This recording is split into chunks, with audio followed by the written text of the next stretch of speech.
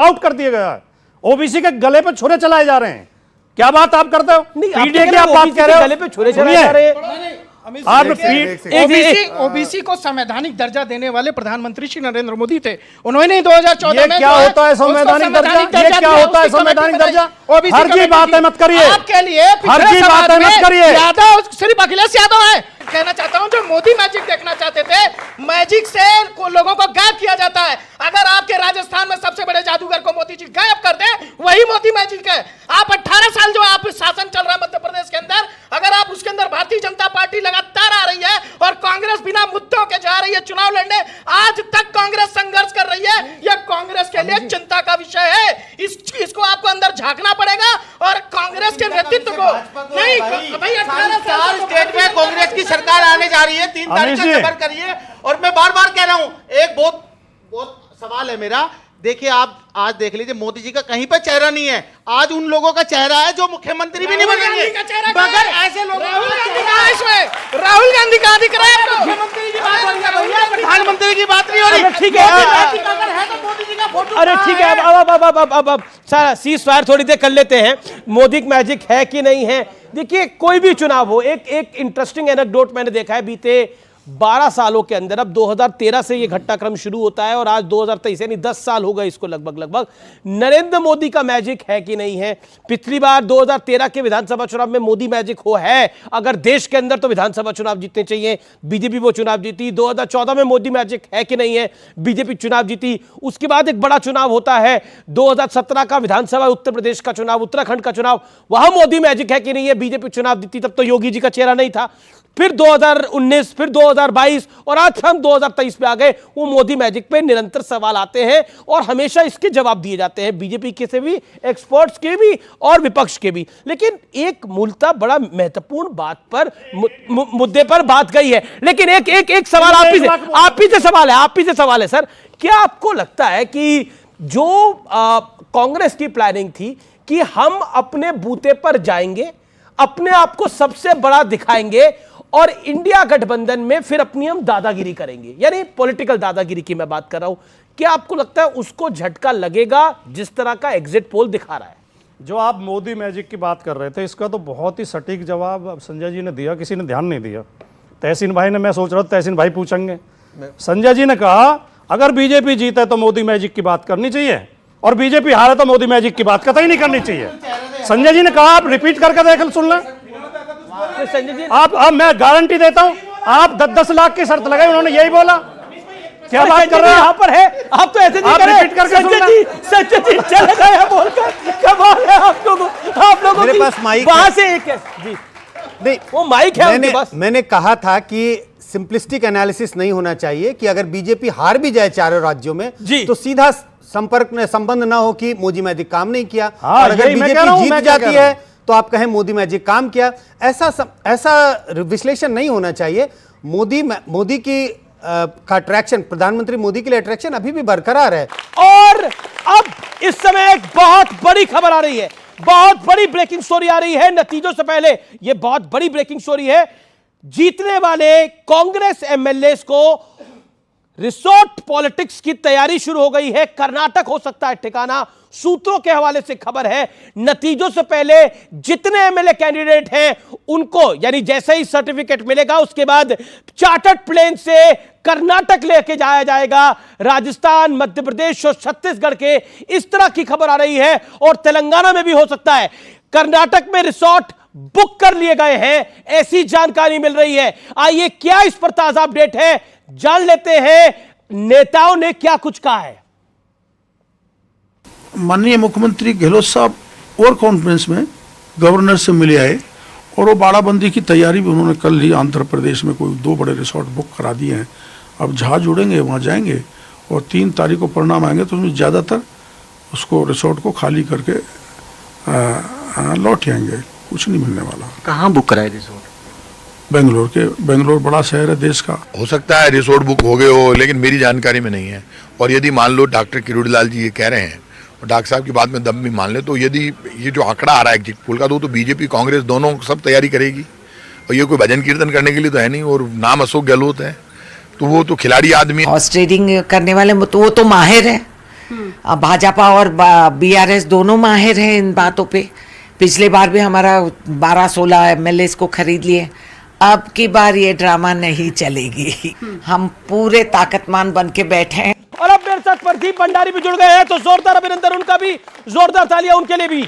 मेरे साथ कई सारे मेहमान हैं, लेकिन आखिरकार शहजाद पूनावाला, आप लोगों ने कितना मजबूर कर दिया है इन सबको अपने विधायक उड़ाने पड़ रहे हैं। वो कह रहे हैं कि डर रहे हैं कि कहीं बीजेपी वाले लोग ना आ जाएं, ले ना जाएं। ऐसा क्या कर दिया? देखिए, ये पहली बार ऐसा है, पहली बार ऐसा नहीं हो रहा है कि अपने ही विधायकों के प्रति या जो जिनको टिकट दिया उनके प्रति इतना भारी अविश्वास कि ये टिकाऊ नहीं, ये बिकाऊ है कि तुरंत कोई ऑफर आएगा तो वो चले जाएंगे, तो इसलिए उनको बाड़ेबंदी में रखना। और सरकार भी तो 4.5 साल राजस्थान में ऐसी ही चली है, रिजॉर्ट से ही चलने वाली सरकार है। अब विपक्ष भी है तो रिजॉर्ट से ही चलेगा। परंतु बताइए ना कि इनके कहां विधायक गए? बीआरएस में 12 विधायक चले गए थे, तेलंगाना में कांग्रेस के विधायक। हमने तो कुछ नहीं किया था, बीआरएस चले गए थे। इसीलिए उनकी तो प्रथा है कि टिकट लेते हैं, लड़ते हैं और फिर अगले दिन कहीं और चले जाते हैं। तो इनकी तो ये प्रथा रही है, रिजॉर्ट से ही चलते हैं लोग।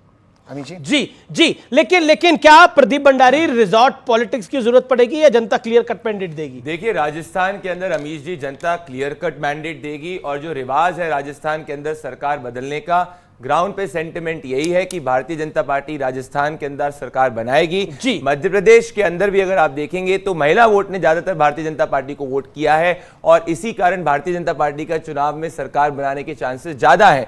तो इस बार चांसेस बहुत कम है कि रिजॉर्ट की पॉलिटिक्स चलेगी। पर ये दर्शाता है अमीश जी, जो कल तक कह रहे थे कि भाई एक तरफा वर्डिक्ट आने वाली है कांग्रेस पार्टी के पक्ष में, आज वो खुद 24 आवर्स बाद कॉन्फिडेंस उनका कम होते जा रहा है। कॉन्फिडेंस की कमी है? कोई कॉन्फिडेंस की कमी नहीं है या तैयारी है? ये कोई कॉन्फिडेंस की कमी नहीं है। मैं तो डांस करते हुए आया था। लेकिन मैं आपको एक चीज बता दूं अमीश जी, ये एक क्या बोला आपने? अमीश जी, हमारे बीच में बोले जाते हैं रिजॉर्ट में काहे तालों में बंद। मैं उसी का दे रहा था। उसी का जवाब दे रहा था। जी 30 सेकंड और ले लीजिए। पहली बार मेरी जिंदगी में मैं सुन रहा हूं कि चोर आए और चोर से हम ना डरे। अरे चोर आ रहे हैं ना चोरी करने, तो हम तो सुरक्षा करेंगे। ये चोर है, कह रहा हूं व्यक्तिगत तौर से। तो जो चोरी कर रहे हैं, ये पहली बार हो रहा है। वो चोर करे मास्टर स्ट्रोक, चाणक्य नीति, और हम अपना बचाव कर रहे हैं। ये आप रिजॉर्ट पॉलिटिक्स है। अरे चोरी बंद करो, हम नहीं जाएंगे रिजॉर्ट में। आप चोरी करें तो आपको रिजॉर्ट में जाना पड़ता है। लेकिन सर एक लाइन, 10 सेकंड और सर, ये एक चीज मुझे बहुत सरप्राइजिंग लगता है कि वोट जो होता है ये तो सीक्रेट होता है, लेकिन ये सारे लोग कह देते हैं महिलाओं का वोट या जा रहा है, ओबीसी का वोट। ये सीक्रेट वोट में ये ऐसा कैसे होता है कि सबको पता चलता है कि किसका वोट कहां जा रहा है? भाई वोट तो सीक्रेट होता है ना। चोरी से याद आया, आपने चोरी की बात की, चोरी से याद आया। राजस्थान के अंदर बहुजन समाज पार्टी के 6 से 7 विधायक थे। किसने चोरी करे? कोई बूझे तो जाने। भैया रिजॉर्ट किसने चोरी करे थे? एक वाक्य, केवल समाजवादी पार्टी के मध्य प्रदेश के विधायक थे, किसने चोरी करे थे? वहां चोर कौन था? शहजाद, केवल एक वाक्य। इन्होंने किसी को चोर तो नहीं कहा, परंतु अपने विधायकों को माल समझना कि कहीं पर भी कोई आकर उनको उठाकर ले जा सकता है। और पिछली बार जब ये तथाकथित चोरी का आरोप लगाया तो इन्होंने केस किस पे किया? सचिन पायलट पर सेडिशन का केस डाला था, कि सेडिशन का केस डाला था कि सचिन पायलट चोरी कर रहे थे। जी लेकिन देखिए, चोरी का अनुभव तो आपको भी है, आपके विधायक भी चोरी हो गए थे। और चोरी किसने करे थे आप भी बताइए, बता दीजिए। आज दिल पे हाथ रख के, भाटी जी आपके साथ हमारा परिचय बहुत पुराना है, तो दिल पे हाथ रख के बता दीजिए, मध्य प्रदेश में आपके विधायक किसने चोरी करे? पहले तो आप अपने सेंटेंस में थोड़ा सुधार करो। हमें चोरी करने का नहीं है, हमारा माल चोरी हुआ। मतलब आपका माल चोरी हुआ। अच्छा, किसने चोरी करे थे? मध्य प्रदेश में हमारा एक ही विधायक जीता, तो आज तक भी हमारे साथ है, वो चोरी नहीं हुआ। जी। लेकिन जब कर्नाटक, मध्य प्रदेश, महाराष्ट्र और गोवा की सरकारें विधायकों के फेरबदल से गिराई गई थी, तब बीजेपी के प्रवक्ता कांग्रेस वालों से धमका के पूछते थे, रक्षा क्यों नहीं कर पाए अपने विधायकों की? रक्षा क्यों नहीं कर पाए? आज वो रक्षा कर रहे हैं तो भी ऐतराज है। भैया वो तो माल बचाएंगे अपना, चाणक्य की नजर है माल पे, अपना माल बचाएंगे। जी शहजाद का जवाब 30 सेकंड। वैसे तो विधायकों के हॉर्स ट्रेडिंग की तो हमने बात सुनी है। पहली बार अगर पूरा स्तबल उठाकर चोरी करने का काम किया तो कांग्रेस ने किया था। महाराष्ट्र में वोट हमें मिला था शिवसेना के साथ, उन्होंने पूरा स्तबल उठा लिया था। बिहार में वोट हमें मिला था, पूरा स्तबल उठा लिया था। तो ये तो स्टेबल चोरी करने वाले लोग हैं, और टोटी से लेकर स्टेबल तक चोरी करने की आदत किसकी है मुझे लगता है जनता को पता है। क्या आपको लगता है छत्तीसगढ़ के अंदर क्लियर कट कांग्रेस की सरकार आ रही है? बिल्कुल सरकार आ रही है। कारण यह है कि जो वहां के लोकल लीडर हैं उनको दरकिनार करा गया, इस वजह से जो है सरकार वहां पे बदल रही है। बदल रही है, बदल आ रही है सरकार को। अच्छा, बदल गए, आप बोल गए गलती से बदल के बोल गए। अच्छा ये बताइए, केजरीवाल जी का कहीं खाता खुल रहा है? भारतीय एक इस सवाल का जवाब, केजरीवाल जी का खाता खुल रहा है?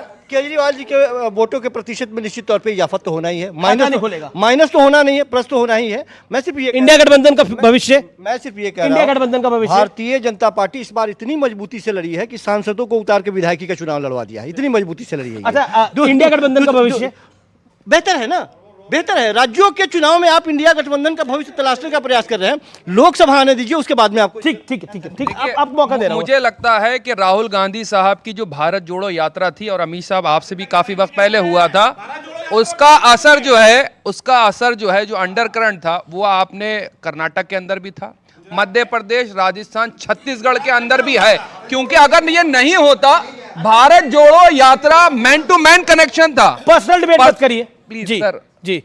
और उसके बावजूद भारतीय जनता पार्टी उस अंडर करंट एक अच्छा पॉलिटिकल पॉइंट लेके आए हैं, भारत जोड़ो यात्रा। मैं प्रदीप आपकी बात आना चाहता हूं, भारत जोड़ो यात्रा का बीजेपी कितना भी नकारे, बस there is a impact of Bharat Jodo Yatra, चाहे वो कर्नाटक हो, चाहे वो तेलंगाना की बेल्ट हो। और कांग्रेस भी अगर मध्य प्रदेश में थोड़ी मजबूत दिखी लड़ाई के लिए, तो कमलनाथ एक बहुत बड़ा फैक्टर थे, लेकिन भारत जोड़ो यात्रा भी फैक्टर रहा। लेकिन वो दिन लग गए हैं जिसमें राहुल गांधी को लाइटली बीजेपी ले सकती थी। देखिए अमीश जी